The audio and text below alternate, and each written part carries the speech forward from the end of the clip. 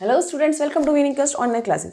और आज हम करने वाले political science chapter second. Chapter का नाम है द एंड ऑफ बायोपोलैरिटी, यानी कि दो महाशक्तियों का जो दौर था किस तरह से खत्म हो गया।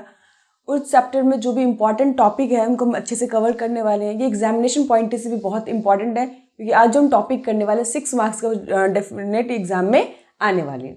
तो यहाँ पे हम एक एक टॉपिक करके कवर करेंगे, जिसमें हम बताएंगे कि सोवियत सिस्टम प्रणाली थी क्या, उसकी क्या विशेषताएं थी, क्या क्या उनके अच्छाई थे और क्या क्या उन सोवियत सिस्टम की अपनी एक समस्या थी। तो यहाँ पे हम इन सबको टॉपिक को यहाँ पे डिस्कस करने वाले हैं। साथ ही साथ सोवियत सिस्टम जो इतनी बड़ी महाशक्ति थी वो क्यों डिसइंटीग्रेट हो गई, क्यों समाप्त हो गई, और उसके समाप्त होने के बाद पूरी अर्थव्यवस्था विश्व पर इसका क्या प्रभाव पड़ा, यहाँ तक हम टॉपिक वीडियो में कवर करने वाले हैं। चलिए सबसे पहले हम स्टार्ट करते हैं कि सोवियत सिस्टम प्रणाली थी क्या। तो बता दें आपको कि यूएसएसआर जो अस्तित्व में आया था रशिया में 1917 की क्रांति के बाद अस्तित्व में आया था, और इसकी जो आइडियोलॉजी थी वो सबसे बड़ी जो विचारधारा नई देश में सामने आई थी वो थी साम्यवादी, जिसे सोशलिज्म के नाम से जाना जाता है। और ये जो विचारधारा सोशलिज्म विचारधारा थी अपने आप में बिल्कुल ही कैपिटलिस्ट विचारधारा से अपोजिट थी, अगेंस्ट थी। हम इसको ये भी कह सकते हैं कि इतिहास में बहुत बड़ी कोशिश की गई थी ताकि जो प्राइवेट प्रॉपर्टी ओनरशिप है, जो ये पूंजीवादी अर्थव्यवस्था है, और जितने भी मतलब प्राइवेट लोगों का अधिकार है प्रॉपर्टी पे, संपत्तियों पे, उसको खत्म करने की बहुत बड़ी अटेम्प्ट की गई थी। दूसरी बात, उनका ये दावा था कि पूंजीवादी अर्थव्यवस्था में लोगों के साथ क्या होता है, अन्याय होता है, लोगों के साथ भेदभाव होता है। लेकिन जो सोशलिज्म जो प्रिंसिपल है वो किस पे बेस्ड है, इक्वेलिटी बेस्ड है। यहाँ पर जो सरकार के पास अगर संपत्ति की ओनरशिप आ जाती है, एक अधिकार आ जाता है, तो सरकार लोगों के सोशल वेलफेयर के लिए काम करती है, जहाँ पे लोगों का जो मतलब लोगों के बीच जो इक्वेलिटी होती है वो ज़्यादा हो जाती है, और डिस्क्रिमिनेशन, अन्याय, भेदभाव क्या होता है अपने आप में समाप्त हो जाता है।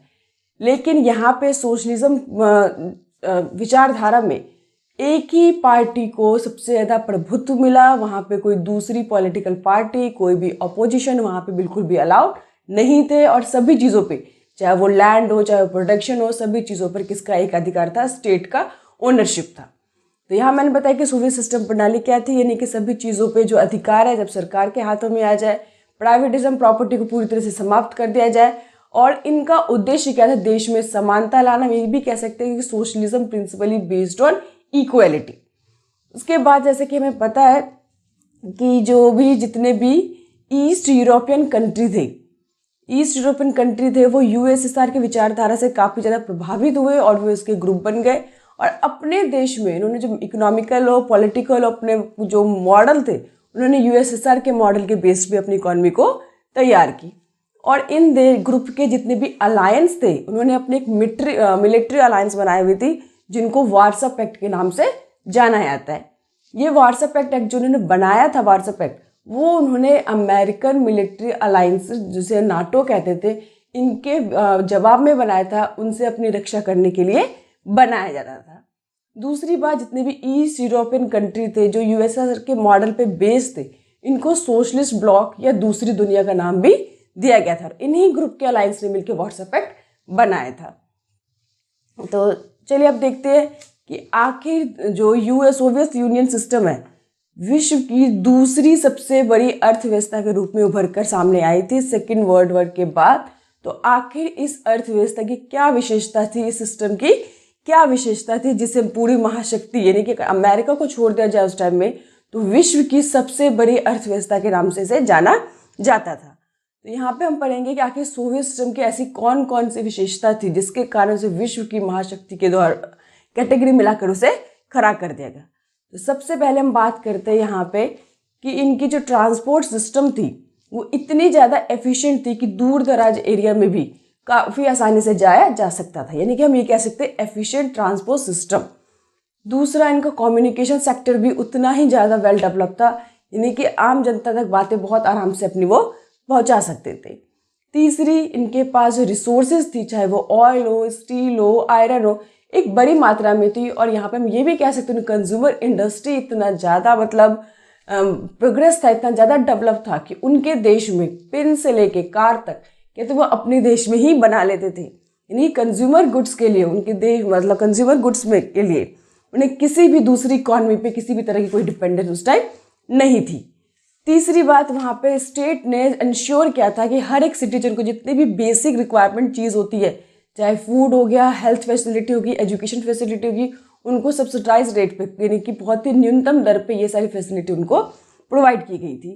तीसरी कहते हैं कि वहाँ पे उस टाइम पे अनएम्प्लॉयमेंट नाम की कोई चीज़ नहीं थी।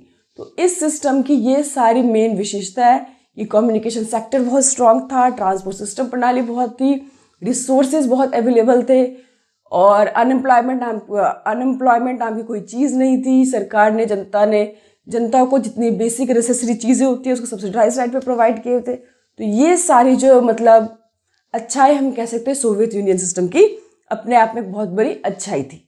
लेकिन इस अच्छाई के साथ साथ इस सिस्टम में कई सारी कमियां और बुराइयों को भी देखा गया। हम ये भी नज़रअंदाज नहीं कर सकते कि इस सिस्टम की केवल अच्छाई थी, इस सिस्टम की अपनी कुछ बुराइयां भी थी, जिसको हम आगे यहाँ पे डिस्कस करने वाले हैं। सबसे बड़ी बुराई कहा जाता है कि वहाँ पर एक ही सिंगल पार्टी सिस्टम थी, जिसे हम कहते हैं ना एक पार्टी। वहाँ पे किसी भी तरह का कोई दूसरी पॉलिटिकल पार्टी, कोई भी ऑपोजिशन बिल्कुल भी अलाउड नहीं थी। और एक ही सिंगल पार्टी होने के बावजूद भी जो जनता की जो एस्पिरेशन थी, जनता की जो एक्सपेक्टेशन थी, और जनता के टूवर्ड बिल्कुल भी अकाउंटेबल नहीं थी। यानी कि जनता जो पॉलिटिकल पार्टी से एक्सपेक्ट करी थी वो सब चीज़ें उनको प्रॉपरली नहीं मिल रहे थे। कहने को तो सिस्टम बहुत ही अच्छा था, लेकिन अगर रियलिटी बात करें तो ये सारी उसकी एक कमियां कहा जाता है। दूसरी सबसे बड़ी जो कमियां थी, लैक ऑफ डेमोक्रेसी, यानी कि वहाँ पे लोकतांत्रिक तरीके से देश नहीं चलाया जा रहा था। वहाँ पे हम कह सकते हैं कि डिक्टेटरशिप नाम की चीज़ थी, एक ही पॉलिटिकल पार्टी थी और सभी चीज़ों पे उसने क्या कर रखा था, अपनी अथॉरिटी बनाई हुई थी। तीसरा, lack of freedom of speech, कि वहाँ पे जनता को अपनी मन की बात कहने की बिल्कुल भी आज़ादी नहीं थी। यानी कि वो सरकार की पॉलिसी, सरकार के बनाए हुए जो भी उनके कानून थे, सरकार के बनाए हुए जो भी उनके पॉलिसीज होती थी, उनके अगेंस्ट वो प्रोटेस्ट नहीं कर सकती थी, खुलकर वो बयानबाजी नहीं कर सकती थी, सरकार के खिलाफ बोल नहीं सकती थी।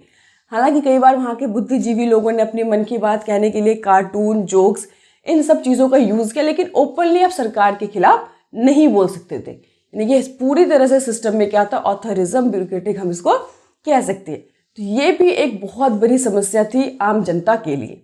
दूसरी बात हमें पता है कि जो यूएसएसआर था, सोवियत यूनियन के अंदर कोई सिंगल एक देश नहीं था, बहुत सारे 15 देशों का मिला हुआ एक ग्रुप था। और उसमें जो रशिया है वो अपनी डोमिनेंस बनाए हुए रखा था। बाकी दूसरी कंट्रीज के लिए किसी भी तरह से उनको मतलब मोटिवेट नहीं किया जाता, किसी भी तरह से उनको इम्पोर्टेंस नहीं दिया जाता था। मतलब कल्चर में कहे, पीपल्स में कहे, तो उसने अपनी डोमिनेंस बना रखी थी और सभी चीज़ों पे उसका क्या था, एक प्रभुत्व था। बाकी दूसरे देश को किसी भी डिसीजन के लिए, किसी भी पॉलिसीज के लिए उनको साइड लाइन किया जाता। तो धीरे धीरे जो वो जो ग्रुप थे वो भी कहीं ना कहीं अपने आप को डिससेटिस्फाइड फील कर रहे थे और वो इस सिस्टम से जुड़ना नहीं चाह रहे थे। तो ये सारी क्या हम कह सकते हैं कि इंटरनल वीकनेस थी, प्रॉब्लम थी, कमियां थी। लेकिन आगे हम और डिस्कस करेंगे कि आखिर इतनी बड़ी अर्थव्यवस्था की क्या क्या कमियां थी जिसके कारण मतलब पूरी जो सिस्टम है वो सही तरह से लंबे समय तक ऑपरेट नहीं कर सकी, लंबे समय तक अपने को मेंटेन नहीं कर सकी। दूसरी विश्व की अर्थव्यवस्था होना अपने आप में बहुत बड़ा कॉन्फिडेंस होता है, बहुत बड़ी बात होती है, लेकिन क्यों वो उसको मेंटेन नहीं कर पाई, इसको हम और वो सारे रीजन पढ़ने वाले हैं यहाँ पे। जो सबसे पहला रीजन हम कह सकते हैं कि वो हथियारों की होड़ में, यानी कि अमेरिका के बराबरी करने के लिए न्यूक्लियर वेपन्स पे उसने बहुत ज़्यादा पैसा क्या कर दिया, बर्बाद कर दिया। यानी कि उसे अमेरिका को टक्कर देने के लिए अगर अमेरिका किसी भी तरह की कोई नई परमाणु शक्ति बनाता तो उसके अगेंस्ट वो दूसरी कोई मतलब परमाणु शक्ति बनाता, और जिसके कारण हथियारों की होड़ के कारण हम कहीं ना कहीं कह सकते हैं कि जो सोवियत यूनियन सिस्टम है काफ़ी अमेरिका से पीछे रह गई थी। दूसरी एक बहुत बड़ा रीज़न है कि आखिर ये जो अर्थव्यवस्था को स्टेंजन अर्थव्यवस्था कहते हैं बन गई थी, जो इतनी डेवलप इकोनॉमी थी, धीरे धीरे 1970 तक आते आते इसको ठहरी अर्थव्यवस्था का नाम दे दिया गया। अब जो मैं आपको रीज़न बता रही हूँ वो रीज़न सबसे ज़्यादा इम्पॉर्टेंट है कि 1979 में अफगानिस्तान के साथ वॉर, ये उसकी एक सबसे बड़ी भूल भी हम कह सकते हैं। आपको पता होगा कि रशिया की आर्मी को पूरे विश्व में रेड आर्मी के नाम से जाना जाता था और इसकी अपनी एक बहुत बड़ी रेपुटेशन थी, एक ख्याति थी, गुडविल था। और इसकी जो मतलब दबदबा था पूरे विश्व में। लेकिन अफगानिस्तान के साथ वॉर के बाद, जो कि वॉर 1979 से लेकर 1989 तक 10 साल तक, एक बहुत बड़ा मतलब टाइम फ्रेम होता है कि इतने 10 साल तक किसी वॉर में एक देश के साथ जुड़े रहना। हम जानते हैं कि जब कोई भी देश 10 साल तक किसी वॉर में इन्वॉल्व होता है तो जितने भी रिसोर्सेज होते हैं वो जनरली क्या होते हैं, मिलिट्री, आर्मी, इनकी सेनाओं के रख रखाव पे खर्च, इन्हीं सब पे फोकस करता रहा। हुआ इसका नतीजा ये कि देश में जो खाने पीने की चीज़ थी उनकी भी देश में क्या हो गई, कमी हो गई। जहाँ पे एक अर्थव्यवस्था, कहते हैं ना कि पिन से लेकर कार तक खुद बनाने कैपेसिटी रखता था, इतने उसका रिसोर्सेज थे, आज उसकी हालत ये हो गई है कि वो फूड ग्रेन भी बाहर से इंपोर्ट कर रहा था। और यही नहीं कि अपनी कमियों को दूर करने की तो बात ही नहीं कर रहा था, बल्कि धीरे धीरे जो उसका इंपोर्ट था वो उसकी क्वांटिटी धीरे धीरे बढ़ती ही जा रही थी, जिससे जनता बहुत ज़्यादा डिससेटिस्फाइड हो गई थी। वो इस वॉर को आगे कंटिन्यू नहीं करना चाहती थी, लेकिन अपनी साख बचाने के लिए वो कई सालों तक इस वॉर में इन्वॉल्व रहे। इस वॉर को गोरिल्ला वॉर के नाम से भी जाना जाता है। अब आप कहेंगे कि अफगानिस्तान इतना छोटा सा देश है, आखिर इतना बड़ा system, second best economy, second best powerful economy, आखिर इतने छोटे देश अफगानिस्तान के साथ क्यों हार गई? क्यों 10 सालों तक वॉर के बावजूद भी वहां से वो जीत के नहीं बल्कि दुम दबा के वहां से भागकर आई थी? तो इसको भी जानना आपके लिए बहुत ज़्यादा इंपॉर्टेंट है, क्योंकि मैंने को बताया था कि इस टाइम 2 महाशक्तियों का दौर चल रहा था। एक तरफ क्या था, अमेरिका, दूसरी तरफ यूएसएसआर। तो अफगानिस्तान को किसका सपोर्ट था? विश्व की सबसे बड़ी महाशक्ति अमेरिका का। यानी कि अमेरिका इस अफगानिस्तान को पूरी तरह से, चाहे वो मिलिट्री से कहे, चाहे वो रिसोर्सेज से कहे, चाहे फाइनेंशियली, इकोनॉमिकली, हर तरह से उसके लिए क्या था, स्टैंड लिए हुआ था। और किसी भी कीमत पे वो अफगानिस्तान को जिताना चाहता था। और अल्टीमेटली यही हुआ। 10 साल तक वॉर चलता रहा और आखिरी में रशिया की आर्मी, जिसे रेड आर्मी के नाम से कहा था, उसे अपमान का सामना करना पड़ा। और वहां से 10 साल के बाद भी जीत कर नहीं बल्कि दुम दबा के वहां से भागकर युद्ध को हार कर वहां से आए थे। तो इस वॉर ने, अफगानिस्तान के वॉर ने कहीं ना कहीं रशिया की जो आर्मी की इतनी जो मतलब इंसल्ट हुई, बेइज्जती हुई, मतलब पूरे विश्व को, ये भी एक कहीं ना कहीं सोवियत यूनियन के प्रभावशाली होने में बहुत ज़्यादा गिरावट आई। अब यहाँ पे हम सेकंड टॉपिक की बात कर रहे हैं कि जब देश में ये सोवियत यूनियन की बहुत सी समस्या आ गई थी कि एक तो उसकी रेपुटेशन बहुत ज़्यादा गिरावट आ गई थी, पूरे विश्व में उसकी बड़ी ज़्यादा मतलब बदनामी हो गई थी, इंसल्ट हो गई थी। अपने ही देश में कंज्यूमर गुड्स में कमी आ गई थी, खाने पीने की चीज़ें बाहर से इंपोर्ट करना पड़ रहा था। तो ऐसे में 1985 में जो मिखाइल गोर्बाचेव है वो सोवियत कम्युनिस्ट पार्टी के जनरल सेक्रेटरी बने। उन्होंने डिसाइड किया कि अगर इसी पैटर्न से देश को चलाते रहे तो देश ज़्यादा समय तक वो चल नहीं पाएगा, क्योंकि जनता में रोष दिख रहा था, जनता की जो गुस्सा था वो सरकार के खिलाफ दिख रहा था। इसीलिए उन्होंने इस सरकार ने, मिखाइल गोर्बाचेव ने लोगों को भरोसा दिलाया कि वो इस सिस्टम में कहीं ना कहीं चेंज करेंगे, उसमें सुधार करेंगे और आगे के जो मतलब सिस्टम है उसको जनता के लिए ज़्यादा मतलब बेनिफिट तरीके से वो चलाएंगे। तो इसमें कुछ उन्होंने रिफॉर्म्स किए थे। सब तो रिफॉर्म के बारे में पढ़ने वाला है कि मिखाइल गोर्बाचेव ने जनता के सुधार के लिए, जनता की एस्पिरेशन, जनता की एक्सपेक्टेशन को पूरा करने के लिए किन किन सुधारों की तरफ उसने ध्यान दिया। सबसे पहले उसने वेस्ट के साथ अपने रिलेशन को नॉर्मलाइज करने की कोशिश की। दूसरा, उन्होंने भरोसा दिलाया कि अब वो देश को एक लोकतांत्रिक तरीके से चलाएंगे, लोगों को फ्रीडम ऑफ स्पीच होगा, सरकार की जो भी मतलब कमियाँ है उनको खुलकर सामने कह सकते हैं, सरकार के जो भी बुराइयां हैं उनके खिलाफ वो खड़े होकर बोल सकते हैं। तो ये सारी चीज़ें उन्होंने मतलब जनता से भरोसा दिया, जनता को भरोसा दिलाया कि वो आगे अपने जो सिस्टम में ये सारे रिफॉर्म्स करने वाले हैं। इधर जनता 70 सालों से एक ही पार्टी को बर्दाश्त कर रही थी, एक ही पार्टी रूल कर रही थी, लेकिन जो जनता के जो टूवर्ड्स थे बिल्कुल भी अकाउंटेबल नहीं थी, जनता के जो एस्पिरेशन, जो एक्सपेक्टेशन थे उस पर खड़ी नहीं उतर रही थी। तो मिखाइल गोर्बाचेव के जो रिफॉर्म्स थे वो इतनी जल्दी से एकदम से उसका इफेक्ट दिख नहीं रहा था। तो जनता के जो पॉपुलैरिटी के, जनता के जो उन्होंने सपोर्ट के लिए ये सारे रिफॉर्म्स के, यानी कि जनता की तरफ से उन्हें इस तरह का सपोर्ट बिल्कुल भी नहीं मिला। अब जनता ओल्ड स्टाइल जो इनका सिस्टम था, जो पुराने तरीके से जो देश को चलाने का इनका पैटर्न था, अब वो इसको बिल्कुल भी बर्दाश्त करने के लिए तैयार नहीं थी।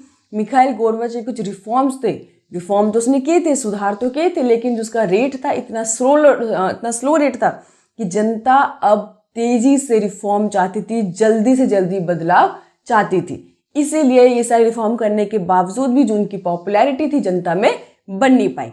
दूसरी तरफ इसके बिल्कुल ही विपरीत मिखाइल गोर्बाचेव को अपने ही कम्युनिस्ट पार्टी के लीडर का अपोजिशन का सामना करना पड़ा, क्योंकि इनके विपरीत उन नेताओं का कहना था, इस पार्टी के खुद के मेंबर का, कि मिखाइल गोर्बाचेव के जो सुधार है इतने ज़्यादा रैपिडली कर रहा है, इतने ज़्यादा तेज़ी से कर रहा है, जिसने जनता को एक नेशनलिज्म जो सोच है उसको बढ़ावा दिया, जनता के एक्सपेक्टेशन को उसने बहुत ज़्यादा बढ़ा दिया है।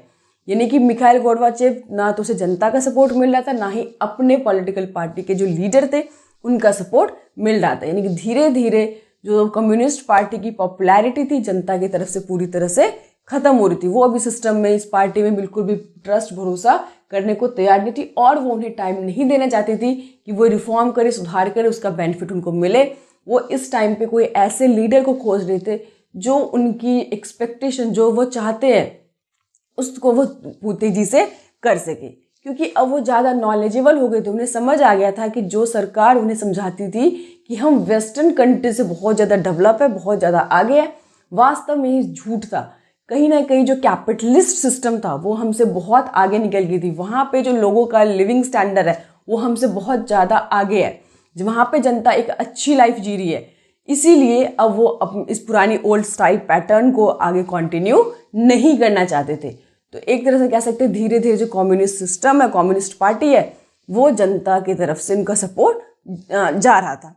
ऐसे में जो बोरिस येल्त्सिन आए, जो दूसरे नेता थे, उन्होंने जनता को प्रॉमिस किया, भरोसा दिलाया कि वो इस सिस्टम को खत्म करके एक नया सिस्टम लाएंगे जिसमें डेमोक्रेसी होगी, कैपिटलिस्ट होगा, जनता का लिविंग स्टैंडर्ड, जनता की एक्सपेक्टेशन जो उसको वो पूरा करेंगे।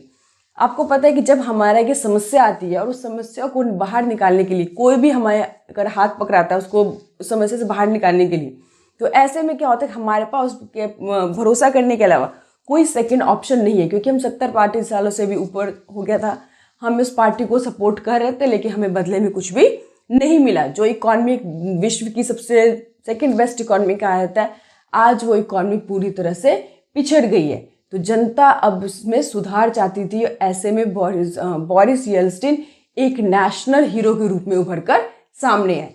रशिया में इलेक्शन हुआ, उसने भारी जीत हासिल की, और धीरे धीरे जो सोवियत सिस्टम प्रणाली थी, वो कम्युनिस्ट पार्टी का जो पावर था, धीरे धीरे रिपब्लिक पार्टी के पास शिफ्ट होता जा रहा था।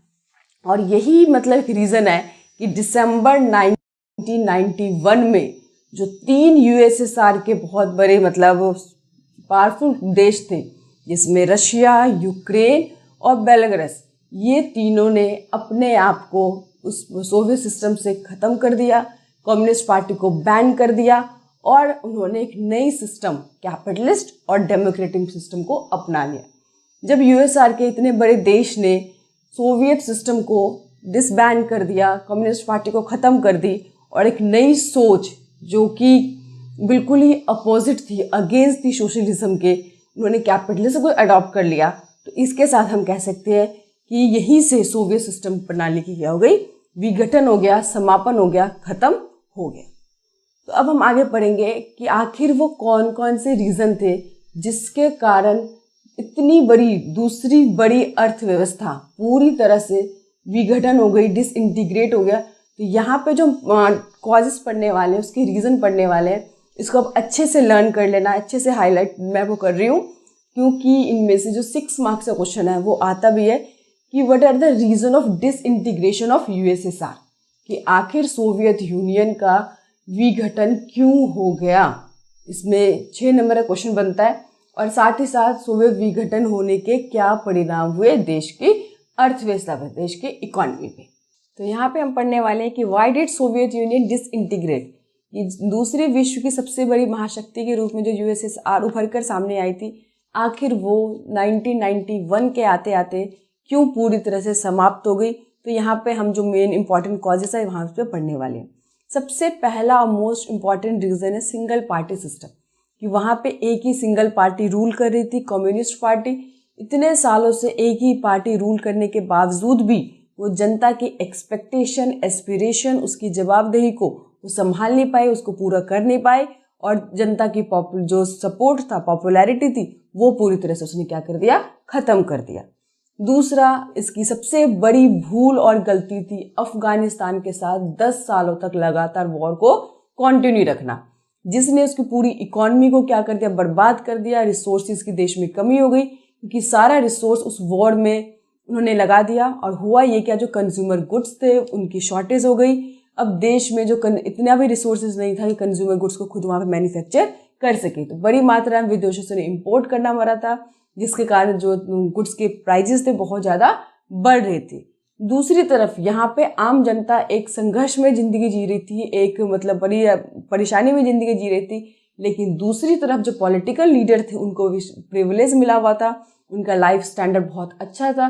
तो कहीं ना कहीं जनता को ये भी बहुत हर्ट किया कि जहाँ पे हमें छोटी छोटी चीज़ों के लिए तरसना पड़ रहा है, वहाँ पे पॉलिटिकल लीडर एक अच्छी कंफर्टेबल लाइफ को जी रहे हैं।